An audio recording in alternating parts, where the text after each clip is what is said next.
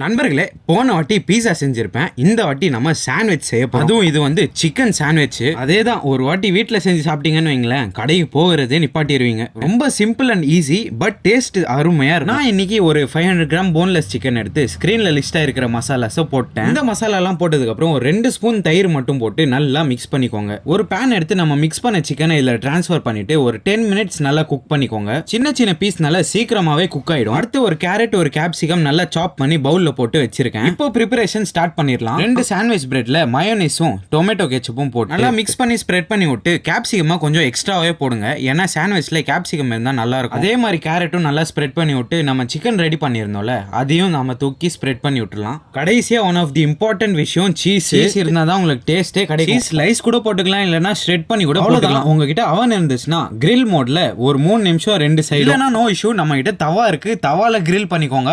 அவ்வளவுதான் கைஸ். இது பார்க்க சிம்பிளா இருக்குல்ல, ஆனா டேஸ்ட் பயங்கரமா இருக்கும். ஆக்சுவலா இந்த சாப்பிடுற மாதிரி வீடியோ எடுக்கிறேன் பாத்தீங்களா, ஃபர்ஸ்ட் பைட் எடுத்தோன்னே அந்த டேஸ்ட் எப்படி இருந்தது தெரியுமா? நான் வீடியோக்காக ஏதோ ஒரு ரியாக்ஷன் கொடுத்துருப்பேன், ஆனா என் மைண்ட்ல எனக்கு நானே செம்மையா அப்ரிஷியேட் பண்ணேன். ஏன்னா அவ்வளோ நல்லா இருந்துச்சு. சீரியஸா சொல்றேன், இது ஒரு சிம்பிள் அண்ட் ஈஸி ரெசிபி தான், யார் வேணா செய்யலாம். ஒரே ஒரு வாட்டி உங்க வீட்டுல செஞ்சு பாருங்களேன், நீங்க கடையில வாங்குறதே நிப்பாட்டிடுவீங்க. பை த வே, இப்போலாம் சாண்ட்விச் ரேட்டு கடையில பாத்தீங்கன்னா ரொம்பவே அதிகமா கேட்கறானுங்க. இப்போ நான் இந்த மாதிரி ஒரு ரெசிபி வீடியோ போடுறேன்னு வைங்களேன், அதுக்கு முன்னாடி நாள் நான் கடைக்கு போய் வாங்க ட்ரை பண்ணிருப்பேன். கடையில ரேட் அதிகமா விற்கிறானுங்கன்ற அந்த பாயிண்ட்டுக்காக தான் இந்த ரெசிபியே போடுறேன். வீடியோ எங்கேயே முடிச்சுக்கலாம். Bye guys.